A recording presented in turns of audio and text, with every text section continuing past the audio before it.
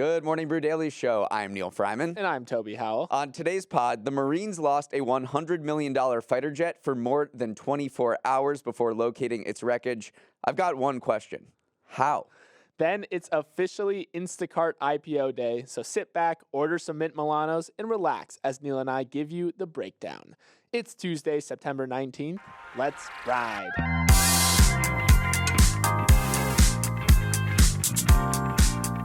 Toby, it is International Talk Like a Pirate Day, one of my favorite holidays on the calendar. So did you know that Pirates of the Caribbean was a Disney ride before it was a movie? There are not that many of them. I do know that because I've been on the ride and I've seen the movie. It's a fantastic ride. All right. Can you name any other film adaptations that were initially a ride that were turned into a movie? I think I can because I just watched this movie on an airplane, perfect airplane movie, Jungle Cruise. Yep. With The Rock in it. I literally just watched it because it's one of those movies that you would never go see in theaters, but when you're on an airplane, you're like, yeah, I'd give it a shot. How was it? So, not very good. The ride's more exciting. I feel like talking about movies you watched on airplanes is a very podcast thing to talk Next about. show, let's dig into that concept for sure. Neal, happy Instacart IPO day. The grocery delivery service goes public today and is expected to price its shares at around $28 to $30 a piece. That values the company at around $10 billion at the top of its range. Not a bad outcome, right, for a business that rode a pandemic-fueled growth wave all the way to the public markets. But some venture capital firms who backed Instacart are likely watching with more dread than anticipation. That's because blue chip VC firms like Sequoia and Andreessen Horowitz invested $50 million each into Instacart at the absolute frothiest point of the 2021 private markets. Based on Instacart's IPO prospectus, those investments are down over 75%. It's been very interesting to watch, Neal, as Instacart has emerged as kind of this Rorschach test for the financial markets. People are simultaneously looking at it as a signal that the IPO markets are finally back after a long period of low activity, while others likely point to its haircut in valuation as a sign that the COVID era of venture capital, where firms poured cheap money into late-stage startups, could be looked at as a failure as these big firms endure negative returns even as the crown jewels of their portfolios go public. Right. So Instacart in 2021 raised a round of funding, $265 million, and they were valued at $39 billion, and now they're going public at $10 billion. I would say before COVID or before even this year, that was horrible. Yeah. I think that happened to WeWork, and everyone was like, I've never seen anything like this before. But it seems like Instacart is part of a new wave of startups that are like, look, we know that maybe we were overvalued a little bit during peak COVID when people thought that online grocery and all of these COVID trends would last forever. And now they're going public anyway because they need to go public at this point to pay off their investors that invested in them in the early stages. Yeah, and actually Sequoia is, even though that one investment, the $50 million in 2021, they're taking a major haircut on that. Sequoia was there from the beginning, so they've bought shares all the way since their Series A round back in 2013. So they're probably going to come out okay. But some of these bigger institutional investors that come in later stage founds like T. Rowe Price, they're the ones getting fully wrecked because they only entered into Instacart's round in 2021. So we are definitely seeing kind of, even though everyone's celebrating like, these VC firms aren't doing well, Sequoia is still going to turn. Who's celebrating? I don't know. So people do love celebrating when the big blue chip firms do take a haircut on something like these venture-backed companies. There was this time from like 2017 through 2021 where there was so much investment in late-stage startups that were about to go public. You had funds raising billion-dollar rounds, pouring $300 and $400 million into these tech startups that were about to go public, and they are not doing well. So you're seeing a lot of venture capitals kind of go back to the bread and butter of what they originally did, which was smaller scale investments earlier. Obviously, it's a higher risk, but you're going earlier in a company's stage and doing smaller investments rather than Andreessen Horowitz plowing like $300 and $400 million into a late stage startup. Same with Tiger Global, which was perhaps the poster child of this what they call growth stage investing, which is like, yeah, this company is huge and I'm still gonna fund it with hundreds of millions of dollars. They were spraying money around. Just to also zoom back in on Instacart itself. Remember, Instacart has turned a profit for the last 5 quarters, which, again, it feels like an unprofitable like VC-backed company, but it's actually been doing quite well in the wake of the pandemic.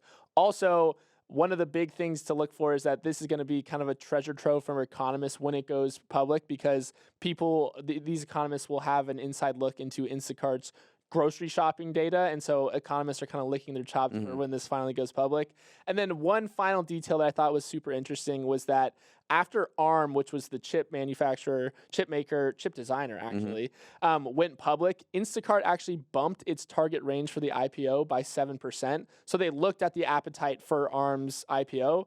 It did very well. It jumped 25%, and they actually raised their target range as well. So we are kind of seeing this slow rebirth of the IPO market in the wake of ARM, and so we'll see how Instacart does today. Instacart, we are so back. IPOs, it is the first venture-backed IPO in a very, very long time, in more than 2 years. So the floodgates are about to open, which is great. We'll see how Instacart does today. All right, moving on. Remember when the U.S. military lost a fighter jet for more than 24 hours and asked randos to help them find it? Good times. For those who haven't been following the drama, on Sunday, a pilot on a training mission in South Carolina ejected from the F-35 they were flying for unknown reasons. The pilot landed safely, but the plane kept flying, and the military had no idea where it ended up.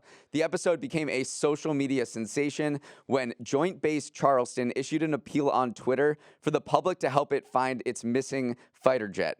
Well, after a frantic search that lasted more than a day, the wreckage of the plane was finally discovered yesterday in a debris field in Williamsburg County, South Carolina, about 2 hours northeast of Charleston. Still, this whole story is raising a lot of questions, most notably, how do you lose a high-tech fighter plane that cost $100 million to build?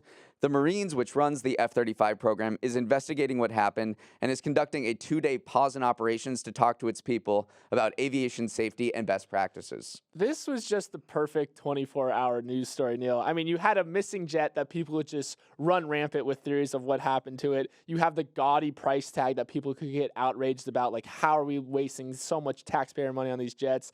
And then you have an official military account asking the internet for help. The funniest part, I think, of the whole social media side of this was the GeoGuessr guy, he goes by Rainbolt. I don't know if people have seen those videos of him just pulling absurd guesses, looking on Google Maps and identifying places. He said everyone was tagging him saying, call GeoGuessr guy, he'll find the jet. And he responded to the official tweet with just a picture of his face, like, I'm on the case. So I don't know. It was a crazy 24 hours of like internet memes. And now it wound to an end because we did find the jet, but it was just a perfect internet story for a while. But the F-35, I think the reason this attracted a lot of attention is because the F-35 program in general has become a target of criticism for cost overruns. It's expected to cost $1.7 trillion to buy, operate, and sustain all of these aircraft over the course of their lifetime. So you have congressional leaders and some lawmakers coming out and being like, this is a rat hole. Like, we're just pouring money into Lockheed Martin to deliver jets that maybe aren't top of the line as expected, and it's going to cost us so much more than we thought. So the F-35 has become a target in general, and I think this only played into sort of the outrage machine of this boondoggle that Lockheed Martin got itself. $1.7 trillion for jets. That is a truly absurd number. I also wanted to dig into how the heck did we lose this jet? Because it is a stealth fighter and has a stealth mode, but still, what makes a fighter jet this stealth? And a lot of it actually comes down to the paint that's applied to it. It is this anti-radar paint that they put on it, and it's hand-painted. That's part of the reason why it costs so much, because the whole jet is hand-painted. And the big part of it is you want to make sure it smooths out any latches or fasteners or anything that radar could potentially hit off of. So who knew that when you're spending $1.7 trillion on jets, it all comes down to the type of paint you use. I did not know that, but I do want, from my plain geekdom, I want to tell everybody that the F-35B is a Harrier, which means it can take off and land vertically. Oh, that's a good fact right there. Look up videos online. That's totally worth $1.7 trillion because you can just take off and land vertically, which is actually pretty important. All right, the annual rankings everyone loves to hate and hates to love dropped yesterday, sparking another round of debate over whether they should exist at all. I'm talking about the U.S. News and World Report college rankings. Facing lots of blowback that it favors elite, exclusive, and wealthy institutions, the publication gave its rankings methodology the biggest overhaul in 40 years for its 2023 list, demoting certain criteria that would favor private colleges and boosting attributes of large public universities. Still, in the end, the high end of the rankings didn't change all that much. Princeton remained at the top of the list, followed by MIT and Harvard, and Stanford tied for third. I'm not sure we needed these rankings to tell us they were really good schools, but either way, it's now in print. The new methodology did cause some major swings lower in the list, though. Small private schools like the University of Chicago, Wash U, and Brandeis took a big hit, each falling at least 6 places, and some large public schools soared. For example, Fresno State moved up 64 places to 185th place, and Florida Atlantic surged 53 spots to 209th.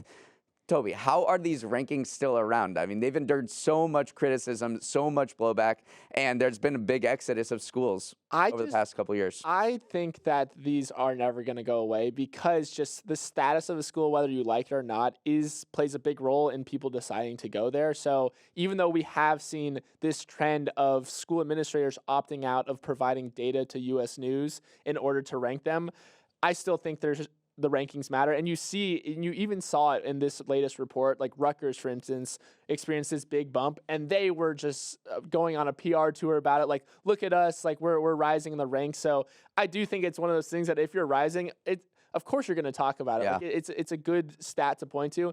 And if you're falling, you might be one of the people who say, these rankings don't matter anymore. So I just think U.S. News, whether we like it or not, it's always going to be a fixture of the U.S. college education. I do want to talk about the methodology a little bit, how they changed it. So what they added was sort of economic mobility factors, and they rank those a little bit higher. So if you take people that their family, you're the first of their family going to college, then and you get them a degree, like that is going to add to your score. Meanwhile, they removed certain criteria like class sizes, the share of students in the top of their high school classes, levels of alumni giving, and things like that are commonly associated with small, private, wealthy colleges. So they're kind of like trying to tip the scales a little more in favor of colleges that do a good job of like bringing people from a certain socioeconomic status to a greater one, which really people would say that is the point of college, is to increase economic mobility, not just, keep the status of the elite, which is what those small private liberal arts schools do. Right. It is the discourse around this is not going away anytime soon,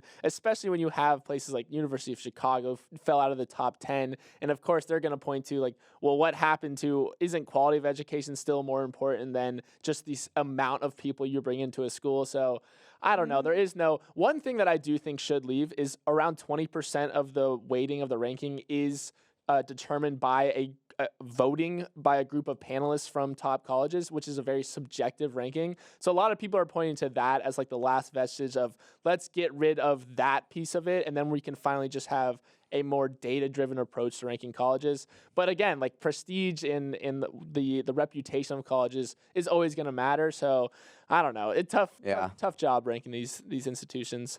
All right, Neal, before we jump into the next story, we're going to take a quick break. All right, Neal, we are back with another edition of Toby's Trends, where I, an over-voracious news consumer, educate you, an even more voracious news consumer, of a recent trend I've had my eye on. And today's trend is about Apple's latest marketing tactics. Now, we all know Apple is a GOAT marketer, from its Apple vs. PC ads to its Think Different campaigns. But now Apple is taking a different tact. They're using our own mortality as marketing. Seriously, here are some of the scenes we've seen from past Apple presentations. Someone using their Apple Watch to avoid getting mauled by a bear, drowning in a sinking car, getting stuck in a trash compactor, or succumbing to hypothermia after falling into a lake. The message is clear. Without an Apple Watch, you probably would have died. It's not misleading marketing per se. A lot of people do, in fact, credit the Apple Watch's emergency SOS features for saving their lives. But I'll also be the first to admit that these ads are a little uncomfortable. Any ad that uses fear instead of hope always feels a little off coming from Apple. So why are they doing this, Neal? You got to stand out from the competition. With so many wearable devices coming on market recently, Apple has chosen its life-saving features as its main differentiator. So Neal, you are an Android guy, but do you think this marketing approach from Apple is the right way to go? I think so.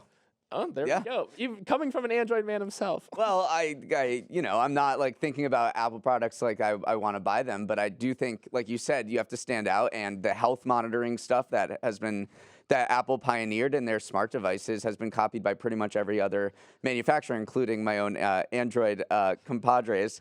So, I think the Apple marketing team is super savvy, and I think they found that this resonates with people, and they've rolled out so many features that kind of help people in emergency situations that, Yeah. So they have gone on, you hear stories of them going off in like when people are on roller coasters. Oh yeah, the heart rate. Like there's like an SOS Yeah. alarm bell that goes off when people have been, hitting a nice curve in a roller coaster. But Yeah. they do seem to have helped in certain situations where you might not be able to reach an emergency personnel. And there's also, there's high heart rate detection, fall detection. There's even electrocardiogram and a blood oxygen sensor. So they really are packing a lot of features into the Apple Watch specifically. If we do just want to zoom out for a second too, iOS 17 drops today, which is a major, highly anticipated software update to the iPhone. And just to run down a few of the features that people are excited about. One, the keyboard has been overhauled a little bit, especially the autocorrect system. So rumor has it that it knows that we don't mean to write ducking anymore. I'll let you guys figure out what you mean to write instead. The search in messages feature has been overhauled too. Again, this is a very like Apple iPhone specific thing, but searching messages has just always been a disaster. Finally, it's becoming easier, and they're overhauling that. Roadside assistance is another one of these emergency features that Apple is introducing, where you can connect to AAA via satellite in case your car breaks down. So again, they are still pushing this kind of emergency health feature as like their main differentiator. So everyone go out. I think one thing that in iOS 17 that stood out to me was standby mode. That seems cool. Basically, when you put your iPhone horizontally, it becomes this smart display with all these widgets where you can see the weather and other apps that kind of come to the surface from behind the app like icon. So you can just kind of use it as you put it down on your desk and you can kind of access a lot of information quickly that way. I feel like I would use that a lot. I wonder if that's going to make people pick up their phones less if it becomes so. Hopefully maybe it'll make us all more productive. Standby mode. All right, yesterday HBO made the abrupt announcement that it was canceling Winning Time, the well-regarded show about the 1980s Los Angeles Lakers after just 2 seasons. So Toby and I are going to spend the rest of this podcast ranking sports dynasties. Oh, God. Just kidding. What we do want to talk about is streamers killing shows, because this popular refrain that in recent years, streaming companies have had a quick trigger to get rid of shows that aren't profitable to them, leaving loyal fans in the lurch. And in general, viewers are complaining that streamers cancel shows at a much higher rate than traditional TV ever did. But a few days ago, variety intelligence platform Illuminate decided to team up and answer this question. Are streamers especially prone to cancel shows?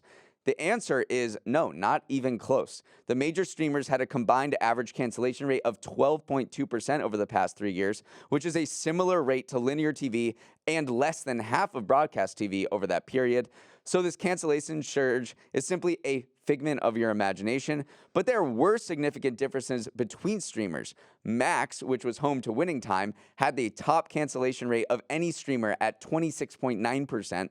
Apple, meanwhile, did the least canceling with a 4.9% rate. What do you make of this? One of the big things that stood out to me from this rankings was where Netflix fell on the list. It was kind of middle of the pack, and a lot of people point to Netflix as the poster child for pulling the trigger very quickly on canceling shows, but they actually just canceled shows at a 10.2% rate, which was 5th in the field. So one of the things you do have to factor in, though, is the volume of shows that appear on the platforms. Netflix has a ton of shows compared to HBO or Max in particular, or Apple TV. Apple has that 4.9% for Apple is definitely misleading, because Apple has no library or catalog of content that they need to axe or anything. Everything there is a new show, so there's not a ton there. Right, so you definitely have to dig into these numbers a little bit, but I do think that it was funny that the cancellation numbers were pretty much the exact same from linear and streaming. And in terms of Winning Time too, shows are always going to be such an emotional part of a certain subsect of consumers' lives. Like some people just really love certain shows, so you're always going to hear this online uproar. But it's always been a surprisingly black and white business decision to cancel shows. basically, if a show gets high viewership relative to the cost of producing it, it gets renewed. And that's how it's always been. That's how it always will be. So even though people try to make this into bigger things every once in a while, you just need the math to work out. And if the math ain't math, and then the show gets axed. I think in the beginning days of streaming, there was this belief that they would never cancel shows because Netflix at that time was spending $17 billion a year on content. So there was this never-ending funding towards shows, and you were like, all right, well, Netflix is firing from the hip. There are going to be so many shows. They're never going to cancel it because there's so much money to be had. Then now, in the past few years, the mantra has been, we're cutting hard. Investors are demanding that we become profitable. So all of these streamers are saying, look, we can't really afford to lay out all of this cash for shows anymore. And even you see Max cutting a lot of shows from its library because it even costs money to maintain shows. So Westworld, they slashed Westworld after the first season, or after the fourth season, and you can't even watch Westworld anymore. It's gone from Max. I know. It is sad. We got to go back to the glory days of unfettered just content bazookas, basically. Neal, for our final story of the day, I want to tell you about a new hotel opening on the Las Vegas Strip. Now, this isn't just any hotel, it's the Fontainebleau Las Vegas. For anyone who recognizes that name, you're probably a 007 fan because there's a Miami version of the Fontainebleau that appears in the James Bond movie Goldfinger. And now the famous hotel is coming to Vegas after 23 years and multiple different owners. But it's the original property developer, Jeffrey Sofer, who got it across the finish line. Listen to this timeline, Neal. Sofer acquired the land in 2000, but lost control of it during the 2008 financial crisis. Then 2 more owners came and went, including Carl Icahn, before Sofer reacquired the still unfinished hotel in 2021. He finally finished it, and now the $3.7 billion 67-story hotel will open on the north end of Las Vegas Strip as Vegas's new tallest hotel. Neal, a lot of things stood out to me about this roller coaster of a real estate project, but it's certainly a risky bet that the typically quieter north end of the Strip will emerge as a new hotspot for Las Vegas. Yeah, I didn't know we'd get into the various geography of the Strip, but it does seem like that's a huge part of it because the north end has typically been much quieter. It's kind of a dead zone for the past decade, especially because Vegas got killed by the financial crisis in 2008, 2009. So it's been super slow to come back. But that area is coming back a little bit. It's what I think is great about it. It's near the convention center, and probably many people who are listening to this has been to Las Vegas for a convention or knows someone who's been to Las Vegas for a convention because it's emerged as this huge, part of the convention economy. So it's I think really hopeful for the north end of the Strip that this is coming. It's $3.7 billion worth of investment. I always stopped at the Venetian. I think that's where you stop. And I learned before the show that Toby has never been to Vegas. I've never been to Vegas, which, it's not on brand. I've flown through Vegas before that. But if we want to keep talking about the north end of the Strip, right across the street basically is another big project. It's a $4.3 billion Resorts World Las Vegas casino that opened in 2021. And that is doing okay because right now, if you go and look at the midweek room rates, they're as low as $99 a night, which is not exactly the premium price you're hoping to fetch. Just for context, the Fontainebleau plans to have rates start at $300 a night, so they are trying to hit that higher end of the spectrum. So even though foot traffic has kind of resumed to pre-pandemic highs in Las Vegas, we are still seeing this north end of the Strip maybe or maybe not getting the amount of traffic that these massive projects are hoping for. All right, let's talk about finally some cool stuff that's coming. We just got to talk about some cool stuff. So the Live nightclub that is famous in Miami is also going to be in the Fontainebleau, and there's going to be obviously a day club version of it because it's Las Vegas. It's 2 stories, so that's going to be cool. And there are some cool restaurants coming in. There's Poppy's Steak from David Poppy Einhorn, which I've seen videos of it, but if you order this $1,000 55-ounce Wagyu tomahawk steak, you get a 60-second sparkler show where they come out and they give you, they do all this pomp and circumstances. Then they open up what's called a beef case. It's literally a briefcase with the steak in it. Oh my gosh. I can't think of anything that I would want less than $1,000 steak that comes to me in a briefcase. That's not even a good presentation. So maybe this is why I don't go to Vegas. Vegas has a lot to look forward to coming up. It has the Formula One race, which is coming, which is going to be huge. And the Sphere is opening. Finally. Did you just see the recent clip of it? No. They put an emoji on it and had it like looking around, and people are saying, we're coming around to the Sphere actually. The Sphere is so cool, and there's Yeah. going to be the YouTube concert later this month that's going to open it. That's all the time we have for the show. I just have one small request before we wrap up. Have a good Tuesday. Okay, one more request. Send us a message at our email address, morningbrewdaily@morningbrew.com. We'd love to hear from you. Okay, let's roll the credits. Emily Milliron is our editor and producer. Samantha Velas and Raymond Liu are our associate producers. Uchenna Ogu is our technical director. Billy Menino is on audio. This is kind of awkward, but we lost hair and makeup. Devin Emery is our chief content officer, and our show is a production of Morning Brew. Great show today, Neal. Let's run it back tomorrow.